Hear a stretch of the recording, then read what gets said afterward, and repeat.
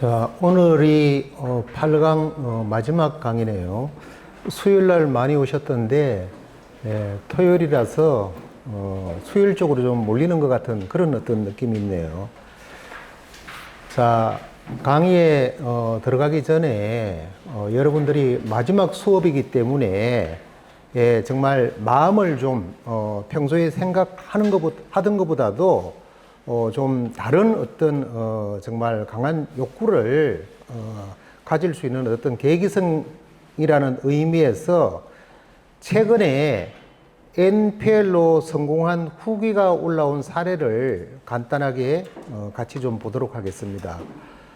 자, 이분은 부산에서 오신 분인데 친한 기수죠. 예, 수료하기 전에 이분이 사후정산으로 대부업체에서 NPL로 매입을 했다는 후기 글이 올라온 적이 있습니다.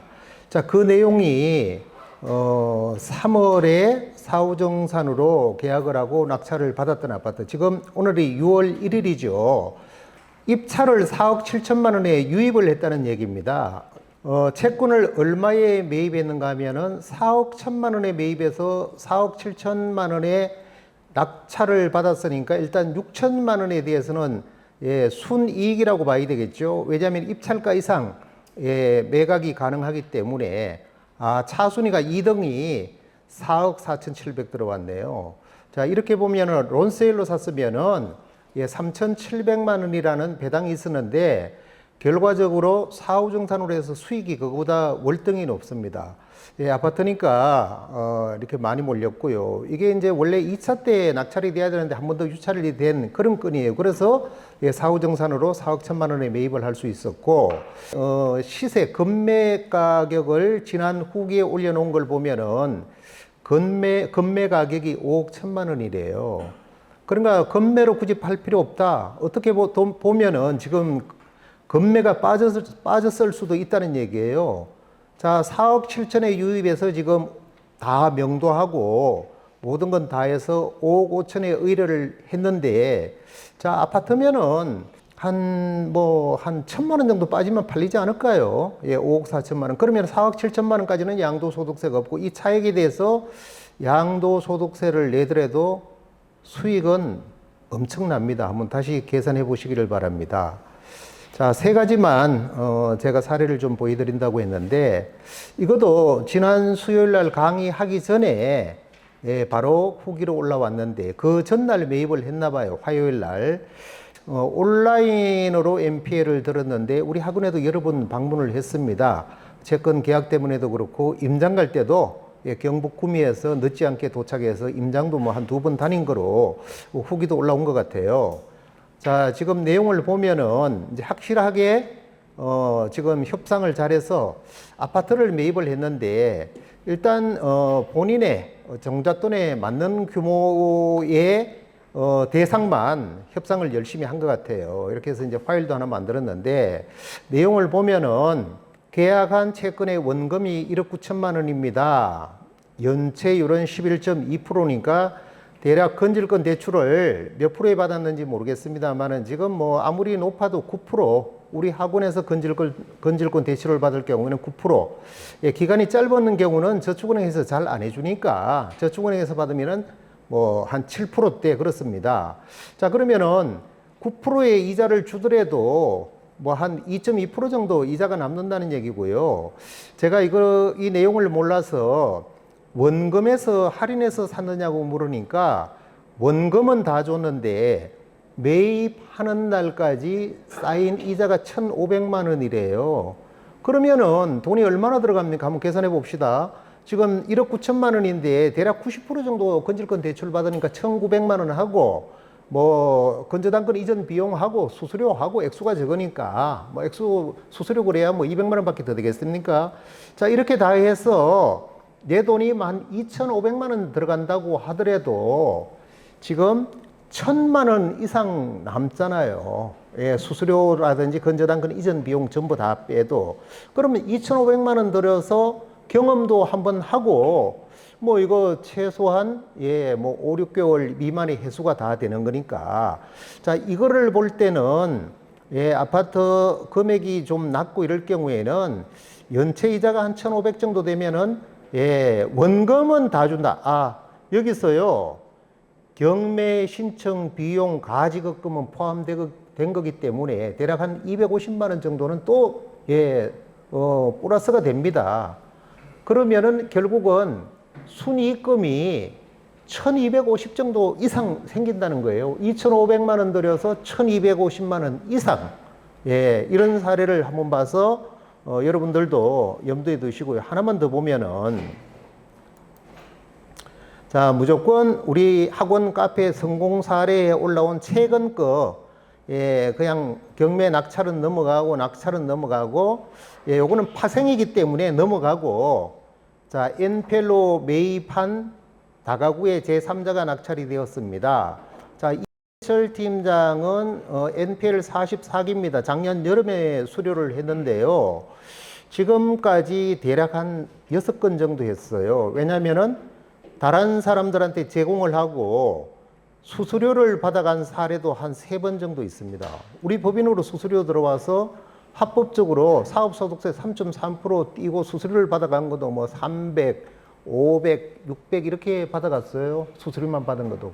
그런데 예, 본인이 이미 남양주 의정부 지원에서 배당도 받았지만은 이번에 대구에 있는 다가구를 본인이 직접 매입을 했습니다. 사실 다가구가 지금 이 고금리 불황기에 굉장히 어렵습니다.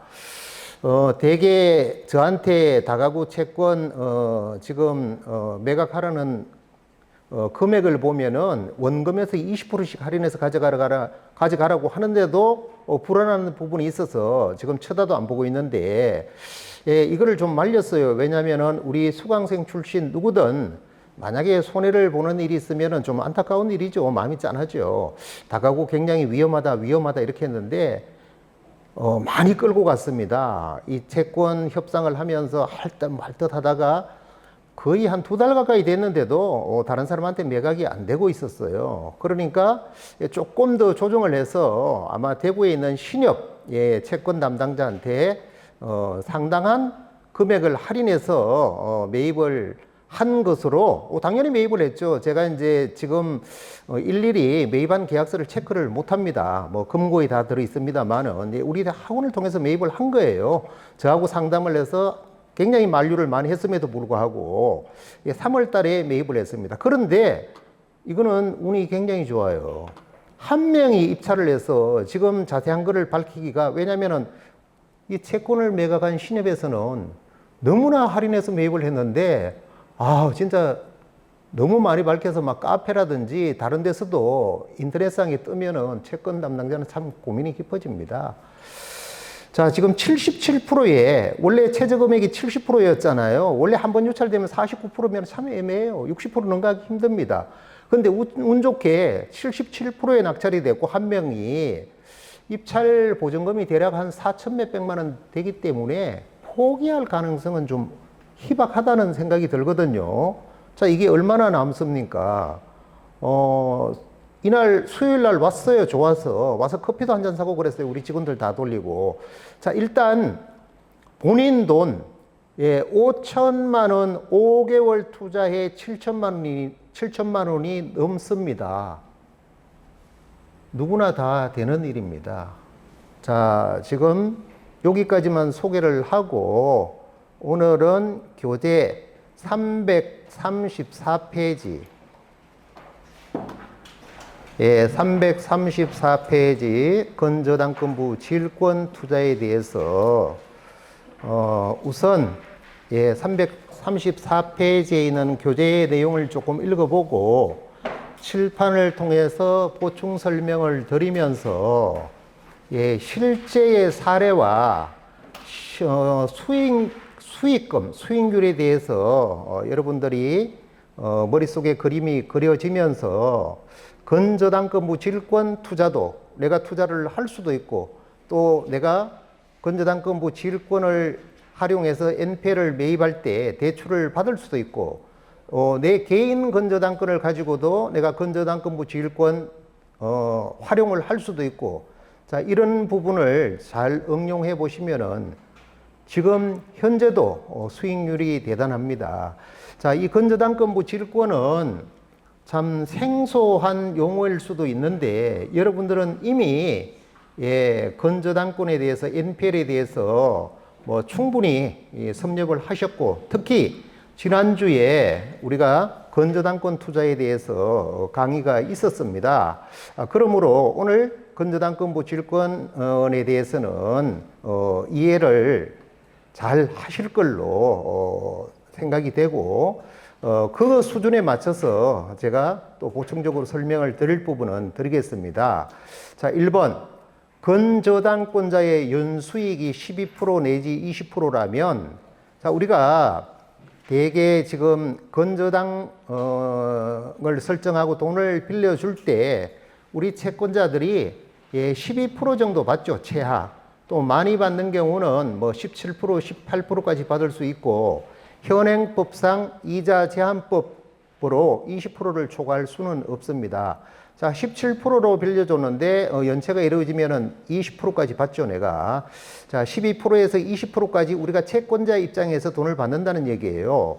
자, 이러면서 내가 가지고 있는 건저당권을 담보로 돈을 좀 빌려야 되겠다. 건저당권부 질권 대출을 받아야 되겠다.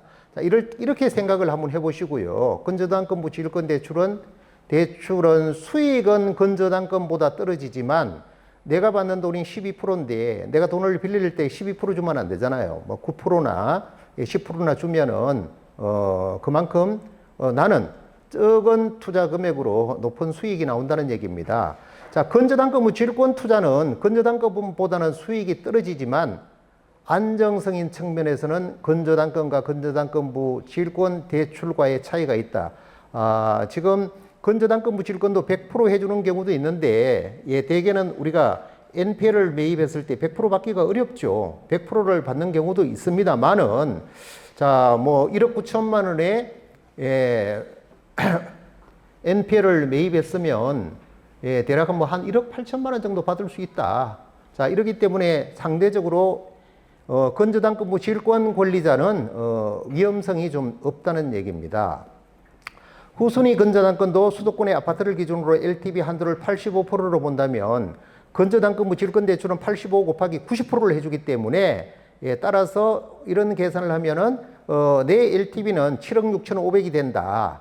때문에 더욱 안전한 것이다. 그러고도 건저당권자가 직접적인 채무자고 담보 제공자인 소유자가 동시에 채무자가 되기 때문에 보정의를 둔 것과 같은 셈이다. 왜? 우리가 건저당권자는 배당에서 부족한 부분은 담보 제공자인 소유자 및 채무자한테 잔존 채권 권리 행사를 하죠. 부기문을 받죠. 자, 그런 어떤 그런 부분도 지금 추심을 할 수 있는 하나의 가능성을 열어두고, 그 돈이 들어오든 안 들어오든 건질권 권리자는 건저당권자한테 못 받은 돈을 다시 청구할 수 있죠. 그러나 건질권 투자할 때는 이런 현상이 생기면 안 되고 이론적으로 그렇다는 겁니다. 자, 3번. 건저당권부 질권대출은 안정성이 있고 고수익이지만 일반인들에게는 생소하고 이해가 부족하기 때문에 투자자의 이해가 필요하다. 자, 이 부분은 여러분한테는 해당이 안 되겠습니다만은 제가 하나의 사례를 설명드리면은 작년 여름에 45기로 제가 공개 강의 때도 좀 한번 설명을 드린 것 같은데, 이분은 지금 현직 법무사인데 이분의 이름을 꺼내도 상관없습니다. 왜냐하면 홍보도 보니까 하고 뭐 유튜브인가 어디 블로그에도 뭐 나오고 그런 광고를 하는 거를 봤습니다. 이분이 저는 참 대단한 분이라고 생각이 되는 게 두 가지 측면에서 볼 때 나이가 1946년생이에요. 현재 79입니다. 이분이 작년 여름에 45기로 등록한 이유는 명함에 보니까 전주고등학교, 서울대학교, 뭐 헌법재판소 공보관, 서울중앙지법 집행관 이렇게 해서 경매를 너무나 잘 아시죠. 그래서 부동산 뭐 상당한 자본을 가지고 부동산 회사를 운영하는데 주로 경매를 공략하죠. 자, 경매로서 소득을 만족할 만한 소득을 좀 얻기가 어렵다 이래서 우리 학원에 NPL을 배우러 오셨고 작년이니까 78세에 오셨고 열심히 들었고 지금 카페 지금 공지로도 올라와 있습니다만 강동에 있는 아파트를 대전에서 NPL로 취득을 해서 뭐 현금은 다 있는 분이니까 대략 이제 곧 6월이나 7월 초에 6월 7월 중으로 매각 기일이 잡히면은 9월 달 정도에 배당으로 받습니다. 아파트 물건은 강동에 있는 32평 아파트이기 때문에 확실한 거죠. 자, 이분이 건저당권을 분당 NPL 대부로 이전을 하면서 자, 건질권 대출을 안 받았으니까 본인이 이돈교 법무사라는 본인 이름으로 건저당권부 질권 설정을 해야 되는데 당연히 대전에 있는 신협으로부터 채권을 매입하면서 우리가 건저당권도 직접 이전이 가능합니다만은 주로 이제 아웃소싱을 주죠. 법무사에 주는데 이분은 법무사니까 직원도 아니고 본인이 해보겠다고 본인이 직접 서류를 다 받아서 혼자 내려가서 신협으로부터 잔금을 다 주고 건저당권을 이전하면서 동시에 건저당권부 질권 설정을 하는데 건저당권 이전이라든지 설정은 많이 하죠. 그렇기 때문에 그거는 했는데 분당 NPL 대부로 본인 명의로 건저당권부 질권 설정이 안 돼서 보정이 날라왔어요. 저기 강동에 있는 무슨 등기 속에 있죠. 강당구에 있는 아파트니까. 근데 본인이 법무사니까 물어보지도 못하고 또 질권에 갖다 보정을 했는데 또 질권 설정이 안 됐어요. 그래서 우리 안과장이 그 파일을 다 주고 서류를 다 만들어줘서 이분이 다시 가서 질권 설정을 했거든요. 며칠 넘게. 이 얘기는 무슨 얘기인가 하면은 나이가 79세면은 법무사 업무를 뭐 대략 한 20년 현직에 있다 공무원으로 있다가 나와도 한 20년 이상을 했을 텐데 건저당권부 질권은 한 번도 안 해봤다는 얘기예요. 그 정도로 이게 지금 일반 상식적인 문제임에도 불구하고 일반인들한테는 좀 생소하다. 자, 이렇게 말씀을 드리고 이렇게 말씀을 드리는 이유는 여러분들이 건저당권과 건저당권부 질권에 대한 이해가 확실할 거죠, 앞으로. 이러면은 어느 지인들이나 이거 비슷한 현상이 생길 때 쫙 설명만 해줘도 정말 지식이 어마어마하다 이런 상대방으로부터 표현은 안 할지 몰라도 그런 평가를 받을 수 있을 정도로 이 하나만 하더라도 어떻게 보면 전문성을 가지고 있는 거죠.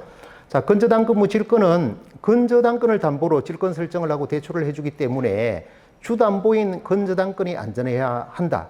다시 말하면 건저당권의 채권 최고 금액이 어떠한 경우라도 잠식되어서는 안 된다.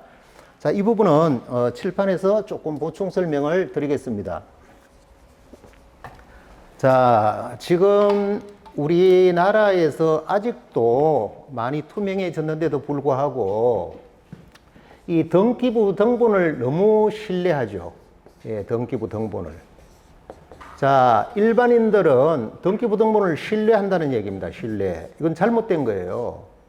등기부 등본이 공시가 되니까 공시가 되니까 모든 사람들이 다 볼 수 있으니까 등기부 등본이 아무 하자가 없다 이러면 무조건 신뢰를 하게 돼요. 사실 우리가 뭐 맨 배운 겁니다만은 이 대항력과 확정일자도 엄청 중요하죠. 근데 등기부 등본이 깨끗하면은 신뢰를 합니다. 자, 특히 을구에 자, 1번 건저당으로 6억 이렇게 돼 있어요. 자, 원금은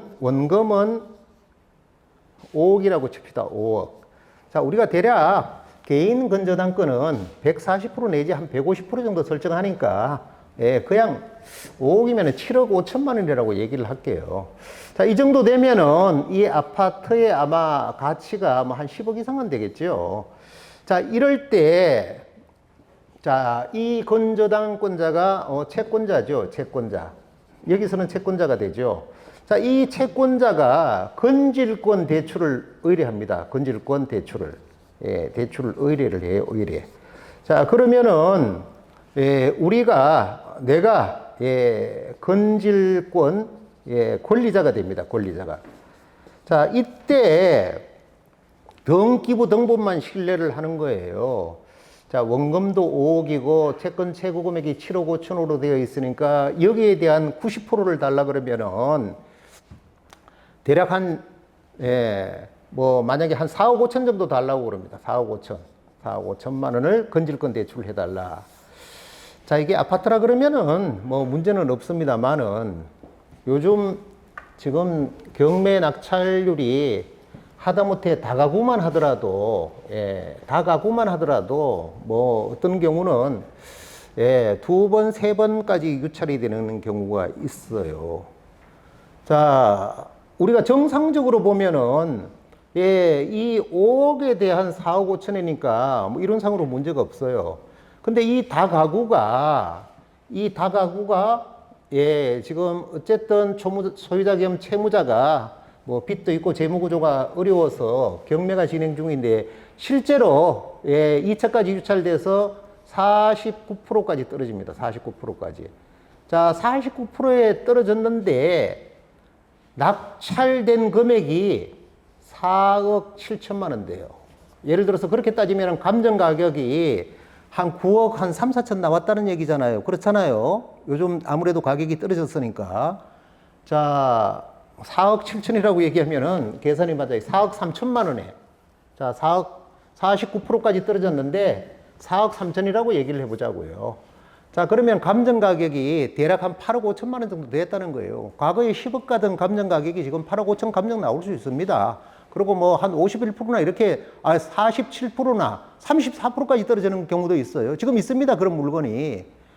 자, 그러면 이 사람은 너무나 등기부 등본만 신뢰를 한 거예요. 실질적인, 예, 지금 채권 최고 금액은 말할 것도 없고, 예, 원금에 대해서도 무너지는 거잖아요. 이러기 때문에 내가 대출을 해줄 때는, 예, 경매 낙찰 금액 4억 3천만 원까지 될 거라고 생각이 하면은 4억도 안 되죠. 왜냐하면은 4억을 줘도 플러스 이자, 연체 이자가 쌓이니까.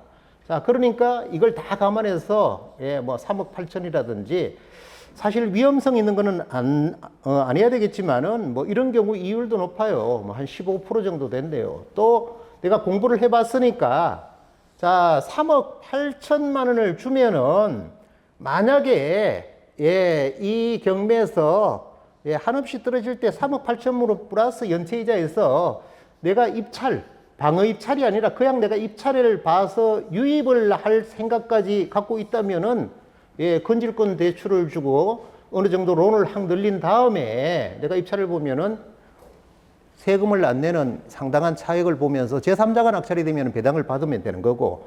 자, 지금 결론은 내가 주는 이 건질권 금액이 이것만 신뢰하지 말고 예, 이거의 90%다 이렇게 90%가 나가면 안 된다는 거예요. 자, 지금 실제로 해소할 수 있는 가치를 보고 내가 건질권을 주는 한도를 정해야 된다 이런 얘기입니다. 이거는 뭐 어디서든 다 적용할 수 있는 거죠. NPL에서도 원래는 120%짜리나 이런 걸 매입할 때는 채권 최고 금액이 잠식돼서는 안 됩니다.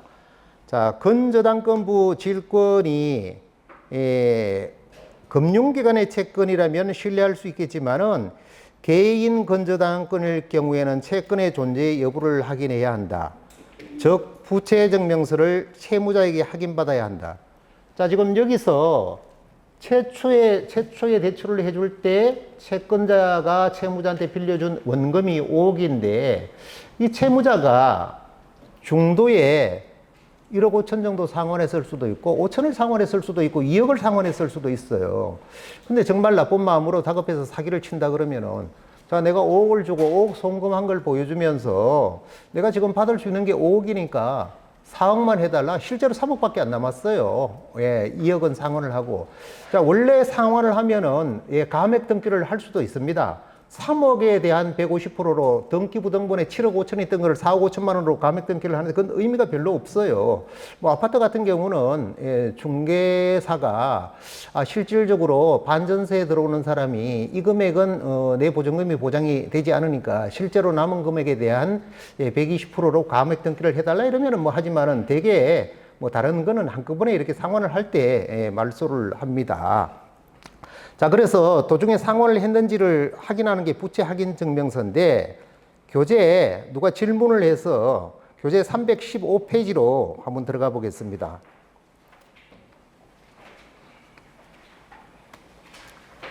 자, 지금 교재 315페이지에 보면은 지금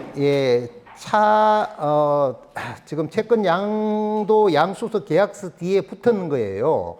자, 이게 무슨 얘기인가 하면은 채권의 원금이 1억 3천만 원이고 연체가 이때는 24%까지 적용이 되었으니까 연체일수는 441일이고 총 연체이자가 3,786만 7,397원. 따라서 총 연체료 플러스 채권의 원금 더하면은 1억 6,786만 7,397원을 채무자가 줘야 된다는 거예요. 요 2018년 2월 6일 김아묵에 이렇게 적은 게 채권자입니다.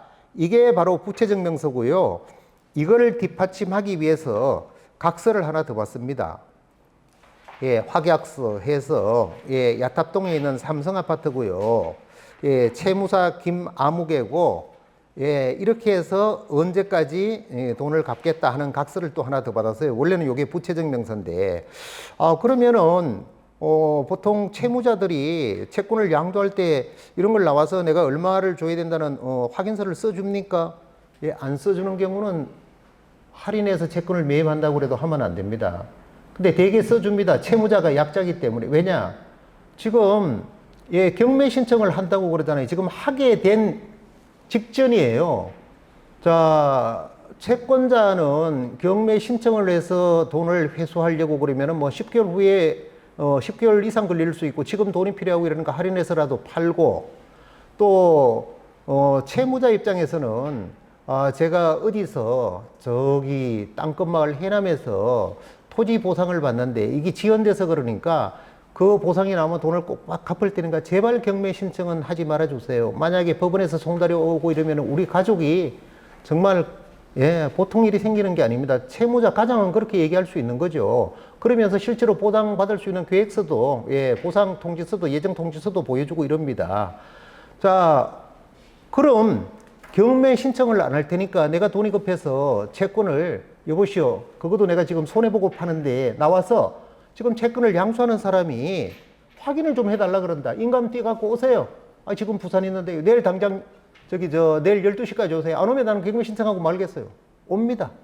오게 돼 있어요. 왜냐면 경매 신청이 되면 등기부등본이 찍혀서 송달이 오고 이러면은 내가 집을 팔 거 아니면 경매로 진짜 날릴 거 아니면은 보상을 받아서 갚을 사람이면은 인감 띄어와서 12시까지 그러면 오는 거죠. 그런 케이스이기 때문에 요거를 하면 다 해줍니다. 이거를 안 받으면 나중에 어떻게 되죠? 지금 2억을 상환해서 3억이에요.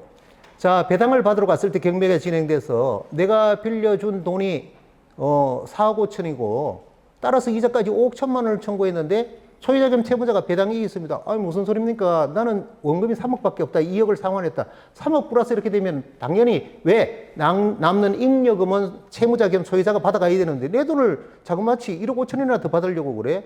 자, 그렇게 해서 배당 소송을 제기한 다음에 소재기 증명서를 제출해서 브레이크가 걸려서 사실관계에 의해서 판결이 나면은 건질권자는 3억밖에 못 받잖아요. 플러스 연체이자까지 못 받잖아요. 반드시 부채 증명서는 확인해야 된다. 자, 추가로 만약에 여기에 보증금이 있다 그러면은 또 하나를 더 받아야 됩니다. 자, 뭐 두 가지가 있는 경우는 없는데 또 하나를 받아야 돼요. 자, 뭔가 하면은 똑같습니다. 부채 확인 증명서하고 똑같은 게 임대차 보증금 확인 증명서.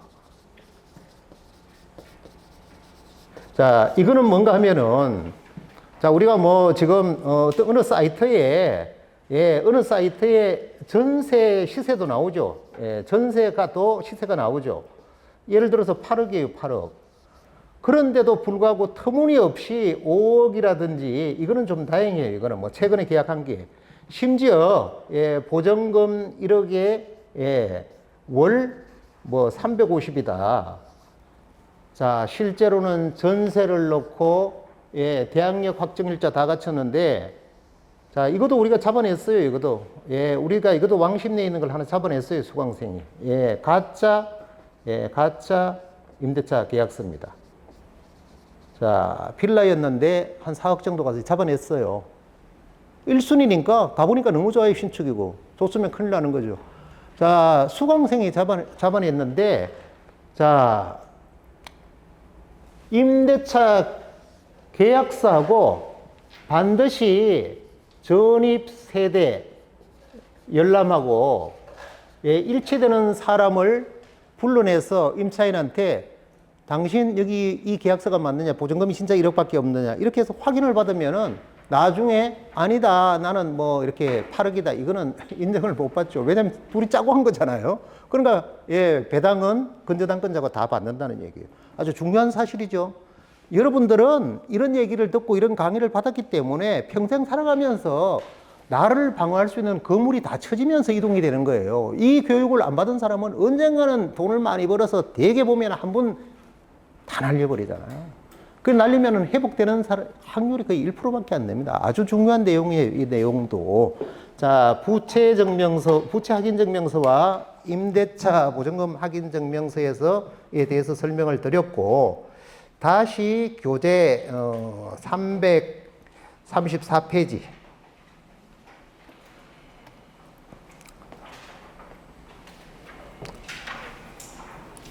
자, 금융기관의 채권은 금융거래 확인서만 띄면은 원금이 얼마다, 연체 일수가 얼마다, 연체료가 얼마다 이런 게 다 나오지만은 금융기관을 제외한 법인, 개인은 꼭 명심해야 됩니다. 건저당권 무실권 설정이 건저당권과 동시에 이루어진다면 채권의 금액을 확인할 수 있기 때문에 채권의 원금의 대략 80 내지 90% 정도 대출이 가능하지만 건저당권이 설정되고 나중에 건저당권자가 건저당권 무실권 대출을 요구할 때도 채무자한테 부채 확인증명서를 또 받아야 된다는 얘기입니다. 자, 밑에 부분은요, 굳이 강의 시간에 설명을 안 해도 읽어보셔도 되고 안 읽어보셔도 큰 문제가 없습니다. 자, 그러면은 실전으로 들어가는데, 자, 335페이지에 있는 부분은, 제가, 지금 강의 시간에는, 요약해서 설명을 드리고, 책으로만 보는 독자들을 위해서 저렇게 열거를 해놨는데요. 자, 지금 이 배경 설명을 좀 드리면은,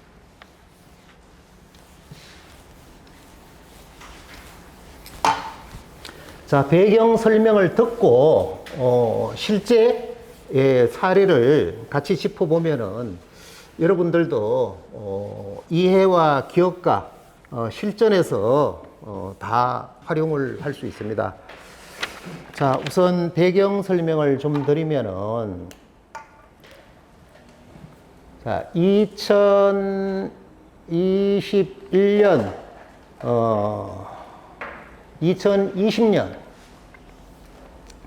2020년 1월 22일 날,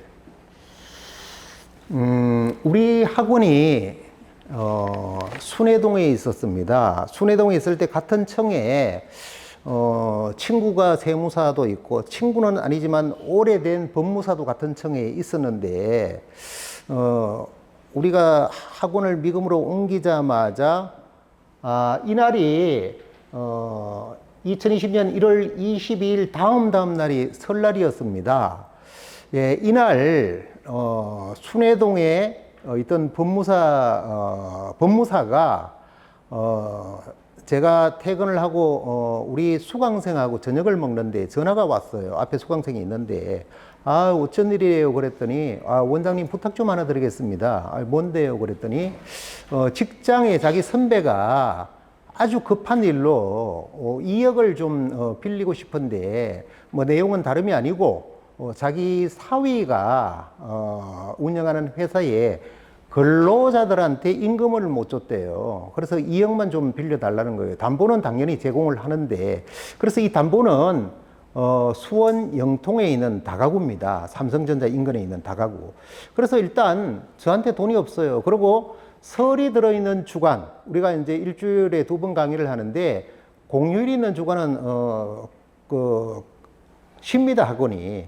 그리고 제 핸드폰에는 수강생들 연락처가 뭐 입력이 된 게 뭐 거의 없다시피 해요. 그래서 제 수중에 돈이 없기 때문에 안타깝지만은 돈이 없어서 안 됩니다 이렇게 했더니 앞에서 같이 식사를 하던 수강생이, 이분이 지금은 70대 후반입니다만은 60대 때 우리 학원에 와서 지금 제가 쓴 책에도 여러 번 등장을 했는데, 뭐 이분이라는, 안씨라고 고향 부르겠습니다. 이분이 아니 판교에 있는 우리 누님한테 돈이 있으니까 대출을 해주세요. 왜냐하면 금리도 이때 당시는 한 18% 정도 받았으니까.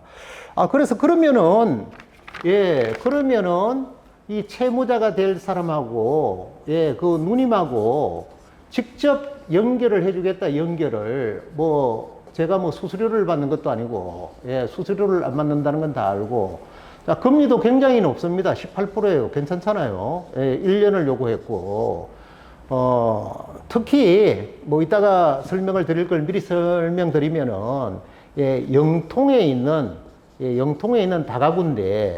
다가구인데, 담보 가치가 너무 좋아요. 얼구에 단 한 번도 깨끗합니다.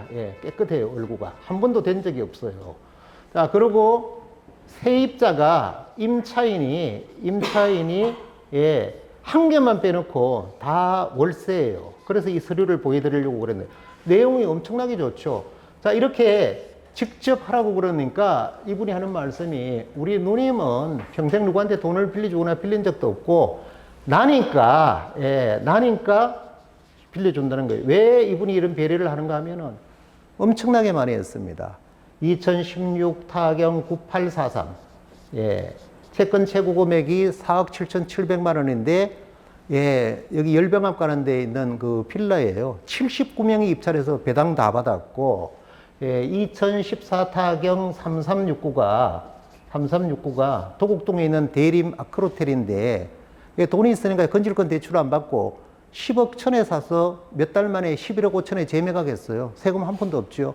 이거 외에 기타 무수히 많이 했으니까 저를 도와준다는 거예요. 자, 처음에는 대출 요청이 들어왔을 때 안 된다고 얘기를 했어요. 안 된다고. 2억 대출에 대해서 돈이 없으니까 안 된다고 그랬어요. 자, 제가 굳이 다른 사람한테 차용을 해가면서까지 이 대출을 하지를 않습니다. 나한테는 바로 이 누님이 이렇게 대출을 해준다는 얘기예요. 그런데 제가 이거를 실행한 이유는 다음이 설날이고 24일이 설날이고, 자, 대출을 해달라는 이 목적이 근로자들의 임금을 못 줘서 그렇다는 거예요. 전화를 끊고 나서 안 된다고 끊고 나서 생각하니까 짠한 거예요. 자, 뭐 근로자가 몇 명이고 뭐 임금이 얼마나 되는 내용은 모르겠지만은, 자, 제가 보니까 이 근로자들이 거의 그 좀 영세한 사람들이에요. 이분이 그 페인트 칠하는 이런 사람한테 페인터공 그러면은 월급은 많이 받을지 몰라도 뭐 옥상에서 밧줄 타고 그러지만은 그냥 일반 뭐 예를 들어서 화장실이나 뭐 이런 아파트 내부에 칠하고 이런 분들은 인건비가 세지를 않습니다. 그리고 이제 굉장히 좀 일단은 좀 삶이 팍팍하다고 봐야 되겠죠. 우선 뭐 알바 비슷하게 할 수도 있고 또 그것도 뭐 전문적으로 기술을 가지고 있을 수도 있는데, 자, 이런 사람들이 월급을 내일 모레가 설인데 아직 월급을 못 받았다 이러니까 이 생각이 깊이 있게 들어가는 거예요. 왜냐면은 월급을 받아야 시골에도 내려가고 시골에 내려가서 부모님들 용돈도 뭐 5만 원이 됐든 30만 원이 됐든 좀 드릴 수 있는데 그 돈이 못 나간다? 자, 그럼 다른 데 융통을 하려고 그러니까 대개 대부업체는 서류 심사도 까다롭고 시간도 걸리고 뭐 이러니까 급한 거예요. 그래서 생각을 달리 했는데 저한테 돈을 빌려준다는 거예요. 이 2억을. 그래서 제가 다시 전화를 했어요. 여기 법무사에 전화를 해서 내가 융통을 좀 해보고 내일 아침까지 연락을 아침 일찍 출근하기 전에 연락을 드리겠다 이러는데, 아니 저녁 때 입금이 됐어요. 입금이. 왜 입금이 됐는가 하면은 거래를 워낙 많이 하다 보니까 제 통장을 아는 거죠. 그러니까 저한테는 아무 전화도 없이 누님한테 얘기해서 2억 입금이 딱 됐어요. 자, 우리는 대출을 해줄 때, 건질권을 해줄 때 내가 권리 확보를 할 수 있는 서류가 등기소에 접수됐을 때 돈을 줘야 되죠. 왜냐하면 등기소에 접수하려니까 가압류가 들어왔어. 심지어 소유권으로 넘어갈 수 있어요. 자, 근데 이미 돈이 들어왔어요. 신뢰가 있다는 얘기죠.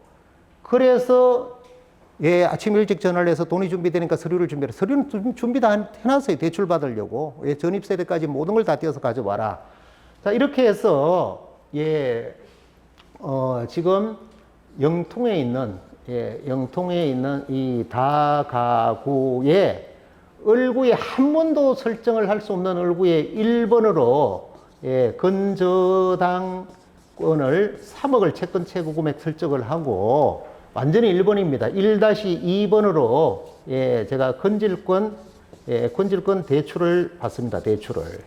자, 그리고 저는 18%를 받는데 여기 사이에는 제가 12%를 준다고 저는 그냥 어떤 제가 생각하는 기준으로 이 정도면 좀 공정하지 않을까 이렇게 생각했는데 이분이 말씀하시는 거는 이분하고는 통화를 안 했는데 아니 우리가 이자 받을 것 같으면 돈을 안 빌려준다는 거야. 원장님이니까 그냥 빌려준다는 거예요.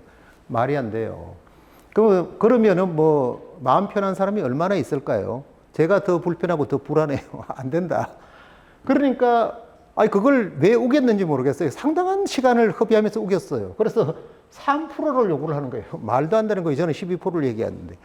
그 다음에 12%를 계속 하니까 그 다음에 정이 그러면은 얘기 그만하고 6%만 달라는 거예요. 그래서 제가 생각하니까 이럴 필요가 뭐가 있네. 혼자 일방적으로 정했어요. 10%로. 10%로. 자, 그리고 차용증이나 어떤 담보도 요구를 안 해요. 근데 이거는 반드시 여기와 여기의 관계에 차용증을 발용해야 해줘야 됩니다. 차용증을 발급해줘야 되고요. 자, 두 번째, 등기부 등본에 건질권도 설정을 해줘야 됩니다. 이 이유가 자, 그냥 돈이 오고 하면은 처음에는 도와주려고 이렇게 했는 거지만은 시간이 지나면 불안할 수 있어요. 불안할 수 있어요. 경기가 안 좋다든 이러면은요, 신뢰가 다 깨질 수 있어요. 자, 어차피 내가 2억이라는 돈을 띠먹지 않을 이상 나도 차용증을 만들어주는 게 좋고, 건저당권, 무질권 설정을 해주는 게 내 마음이 더 편합니다. 그리고 이 채권자가 아무리 그냥 해준다고 그래도 형제지간에도 웬만한 사이는 1년, 2년 지나고 아무 소식이 없으면 이거 돈 빌려간 거 잊어버렸나? 이거 얘기하기도 곤란하고 형제지간에. 이런 불안감, 말 못할 거리감이 생기면은 사이가 나빠질 수 있어요. 조그마한 거에도 오해를 하고 막 화가 날 수 있어요. 흥분이 될 수 있어요. 차용증하고 이걸 딱 해주면은 그 부분에 대해서는 일단 신경을 안 쓰잖아요. 자, 이러한 내용을 실제로 한번 보시겠는데요. 자, 지금 교재에 있는 내용 들어가기 전에 자, 순회동에 있는 학원이고 제가 건저당권자입니다. 건저당권자. 자, 그리고 뒤에 있는 부분이 지금 판교에 계신 분이 저한테 2억을 빌려주고 건저당권 무질권 권리자가 되는 겁니다. 자, 기타 서류를 많이 봤죠. 서류를 예를 들어서 우선 뭐 국세지방세 완납증명서라든지 모든 걸 다 봤습니다만은 지금 중요한 게 다가구 같은 경우는 임대차 보증금이 만약에 전세 같으면은 대항력과 확정일자를 갖췄으면은 지금 을구에 1번으로 들어가지만은 후순위가 돼서 이 돈이 손실이 날 수도 있어요. 중요한 게 임대차 보증금 내용 합계죠. 자, 지금 그 서류를 다 받았는데 지금 우선 한번 보여드리면은 이걸 우연히 하나 펼쳤습니다만은 자, 보증금 200만 원에 월세가 28만 원에 원룸을 얘기하는 겁니다. 그죠? 거의 다 그렇고 지금 또 보면은 자, 또 보면은 보증금 300만 원에 이것도 27만 원이죠. 그리고 여기에 중개인이 보면은 전세는 딱 한계가 있더라고요. 중개인이 보면은 어경 뭐라고 돼 있죠? 맨 밑에 그죠? 이거도 6,500만 원에 50만 원이네요. 월세가. 자, 특히 이 다가구 전체를 맡아서 중개를 해주는 사무소의 그 소장님이 그 성이 저하고 종씨예요. 자, 우리가 좀 희귀하기 때문에 저 분당 MPL 경매학원의 의영하 원장이라고 그럽니다. 이러니까 뭐 대반 반가운 거예요. 그래서 다가구 주소 이름 대고 이거 다 관리하시죠. 그러니까 다 관리해 준다는 거예요. 본인이 다 계약시켰다는 거예요. 뭐 월세가 얼마씩 들어옵니까? 이러니까 월세도 아주 잘 들어오고 또 그분이 좀 저렴하게 받고 이러기 때문에 무슨 내용인지 모르고 다 알려주더라고요. 끝에 내가 설명을 냈죠. 사실은 이래라는 일로 돈을 좀 빌려달라 그래서 조사한 겁니다. 그러니까 뭐 그분 틀림없다고 그래요. 자, 그렇게 해서 이 서류를 완벽하게 검토를 하고 진행이 됩니다. 그 진행되는 부분을 교재에 있는 부분을 설명을 드리면서 같이 한번 볼까요? 자, 차용증은 이 차용증 내용은 뭐 다른 데도 있으니까 여러분들이 필요할 때 이 안에 있는 내용만 바꾸면 됩니다. 자, 2억 원을 빌려줬고 2억이고 담보물은 수원 영통에 있는 번지는 모자이크 했고요. 채권 최고 금액을 3억으로 150%를 정하고 이자는 18%, 연체를 했을 때는 24%. 자, 이렇게 해서 차용증을 받고 영수증은 자, 우리가 바로 돈을 주는 건 아니기 때문에 등기소에 접수했을 때 아무 문제가 없다 그러면은 바로 차용인 소유자금 채무자가 지정하는 통장으로 돈을 보내면 됩니다. 그래서 차용인이 지정하는 계좌로 입금되면 영수하기로 한다. 아무 문제가 없어서 오전 중으로 입금을 2억을 했고요. 자, 저도 건저당권부 질권 대출을 받은 채권자한테 차용증을 써줍니다. 이런 거 필요 없다고 그러는데 억지로 갖다 줬어요. 자, 100%도 다 가능하죠. 2억 원을 했고요. 그래서 이자는 연 10%로 정하고 매월 22일 날 질권자 통장으로 저는 한 번도 어기지 않고 이렇게 해줬습니다. 자, 이렇게 했고요. 당연히 해줘야 되는 의무예요, 의무. 자, 등기부등본을 살펴보면은 자, 처음으로 이 다가구에 대해서 처음으로 제가 순위번호 1번으로 건저당권 설정이 됐고 22일 날 전화를 받은 게 21일 날이었나 봐요. 22일 날 설정이 됐고 채권 최고 금액은 3억으로 정했습니다. 자, 이 건저당권을 담보로 부기등기로 1번 건저당권부 채권 질권 설정, 건질권 설정을 했는데 채권 최고액은 3억으로 정하고 건질권은 지금도 이자가 표기되어야 합니다. 자, 이자는 할푼리 이렇게 들어가는데 1할 그러면은 연 10%를 얘기하는 겁니다. 자, 이렇게 해서 제가 채무자고 판교에 계시는 분이 채권자입니다. 자, 이렇게 해서 자, 돈이 들어오기 시작합니다. 이 통장은 압축을 해서 그런데 자, 지금 제가 이제 2억에 대해서 연 10%면은 월로 계산하면은 166만 6,666원인데 반올림해서 170만 원 이렇게 보냅니다. 5월 20일 날. 이 앞에도 계속 들어봤죠. 한 번도 뭐 날짜가 늦은 적은 없습니다. 이때까지는. 자, 그러고 또 22일 날 이렇게 돈이 들어와요. 들어오고 또 제가 이렇게 돈을 보내고 또 돈이 들어오고 자, 보내고 들어오고 여기서 왜 받아야 돈을 주지 받지도 않았는데 돈을 줍니까 이러는데 자, 이 300만 원에 대해서는 이자가 안 들어올 수도 있어요. 자, 이자가 안 들어와도 저는 제가 빌린 채권자한테 이자를 납부해야죠. 물론 없으면은 뭐 못 주고 연체를 할 수 있겠습니다만은 대개 신용에 문제가 되는 거죠. 특히 지인들한테는 이렇게 해서 계속 들어옵니다. 계속 들어와서 자, 어떨 때는 전화가 와서 원장님 참 이번 주에 안 되는데 한 일주일 정도 넣는데 어떻습니까? 뭐 일주일 정도는 없는 걸 하고 괜찮아요. 그 약속만 지켜주세요. 이랬더니 뭐 한 2, 3일 늦은 적도 있습니다. 여기 보시면은 꼼꼼하게 날짜를 뭐 다 잘 들어왔다 그러는데 왜 보니까 늦은 날도 있던데 왜 그러세요? 이렇게 할까 봐 있어요. 그런 날도 한 번 있었어요. 자, 이렇게 해서 12월 달까지 들어옵니다. 2020년 12월 21일 날 300만 원을 입금을 시키고 보세요. 이게 하루라도 빨리 들어와요. 보면은 딱 한 분인가 늦었는데 전화가 딱 와요. 입력이 되어 있으니까 아유 고맙습니다. 내년 1월이면은 1년 제가 빌린 약속 기한이 다 도래가 되는데 정확하게 좀 갚을 수 있을 것 같아요. 지금 돈 마련이 뭐 다 된 거로 확정이 됐어요. 이러더라고요. 그래서 제가 2020년 1월 달에는 통장에 한 푼도 없었지만은 한 3월 달인가 뭐가 회수가 돼야 돈이 사실 몇 억 있었어요. 이제 일반인들 같으면은 건질권 이자 한 달에 170만 원 내느니 내 돈 가지고 그걸 상환할 수도 있는데 이 돈 자체가 상환이 되지 않는 이상 저도 좀 상환하기가 좀 미안하더라고요. 한 번 정도 준 것도 그분이 뭐 돈이 필요한 것도 아니고 또 1년을 약정을 했는데 그러면서 중간에 들은 얘기는 이제 안 씨라는 분을 만났죠. 그때까지만 해도 뭐 계속 투자를 많이 했으니까 최근까지만 해도 원장님 우리 그 누님이 뭐 임대료도 많이 받고 뭐 이렇게 돈에 대해서 궁한 게 없다는 거는 뭐 저도 잘 알고 있습니다만은 통장을 이렇게 찍어 보니까 매월 170만 원씩 돈이 찍힌다는 거예요. 자, 나이가 많이 드시는 분이 은행에 가서 통장을 찍죠. 뭐 인터넷 뱅킹 이런 것보다는.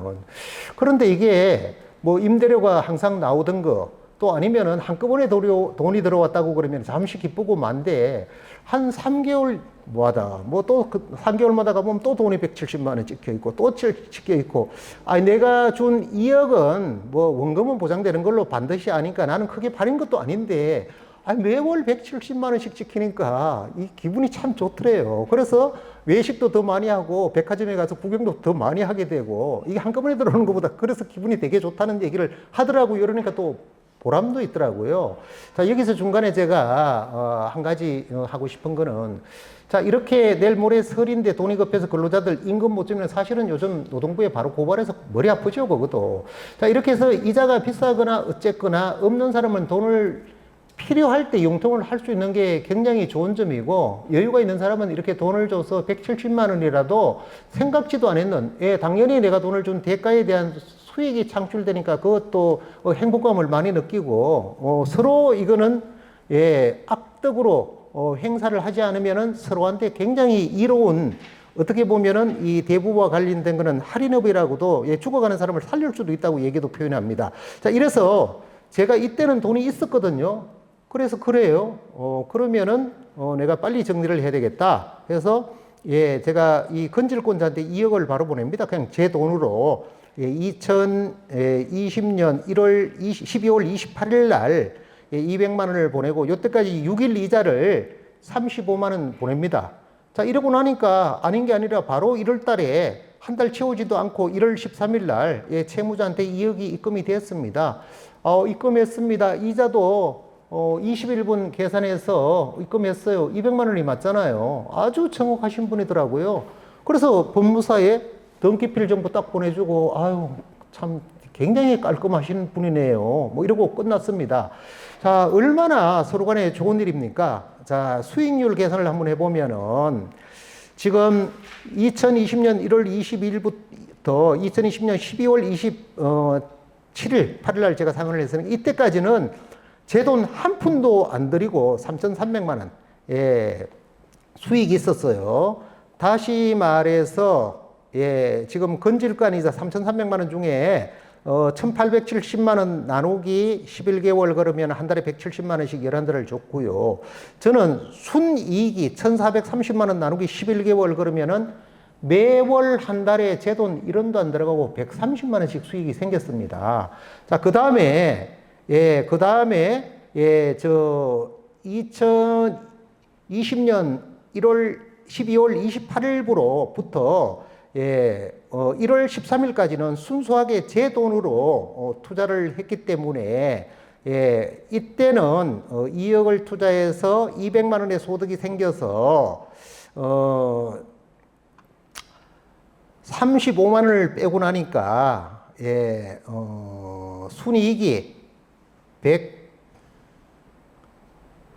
순이익이 이자 다 계산해서 전부 다 순이익이 1,516만 원 나왔다는 겁니다. 요때 200만 원을 받아서 335만 원을 지출해서 165만 원의 소득이 생겼고 다 합해서 이렇게 수익이 나왔는데 연수익률로 따지면은 194.1%라는 수익률입니다. 자, 건저당권부 질권을 잘 활용하면 수익률이 상당히 괜찮죠. 지금도 100%가 나올 수 있습니다. 우리 수강생 중에요. 자, 1억짜리 건저당 12%를 내가 채권자가 되면서 아파트를 담보로 잡고 또 욕심이 나는 게 한 건이 올라왔어요. 그래서 수중에 돈은 없고 보니까 이게 수익이 괜찮고 이래서 동서한테 전화를 해서 동서 그 무슨 돈이 있는 거 내가 아는데 한 1억 좀 빌려줄 테야 내가 권리 확보도 다 해주고 연 6% 정도 계산을 해줄 테니까 없다 그러다가 자꾸 설득하니까 1억을 빌려줍니다. 자, 1억을 빌려주면은 이 동서한테 정확하게 차용증도 연 6%로 준다는 거 하고 써주고 건저당권부 지휘권 설정도 해줍니다. 자, 그런데 이 돈을 건질권을 잡고 빌려준 그 동서가 아니 은행에 놔두면 지금은 조금 수익이 쓰는지 모르겠습니다만 이 고금리 되기 전에는 1억 은행에 놔둬도 별 뭐 한 달에 10만 원도 안 생기는 거잖아요. 근데 그 동서한테 담보도 확보하고 이렇게 하니까 매월 정말 정해진 날이나 하루 이틀 당겨서 50만 원씩 계속 들어오는 거예요. 연 6%로. 그러니까 이거 애들 학원비에도 도움이 되고 이렇게 해서 이 동서가 뭐라고 나오는가 하면 사실 내가 얘기를 안 했는데 한 2억도 있는데 이것도 좀 그렇게 해주세요. 이렇게 나오는 거예요.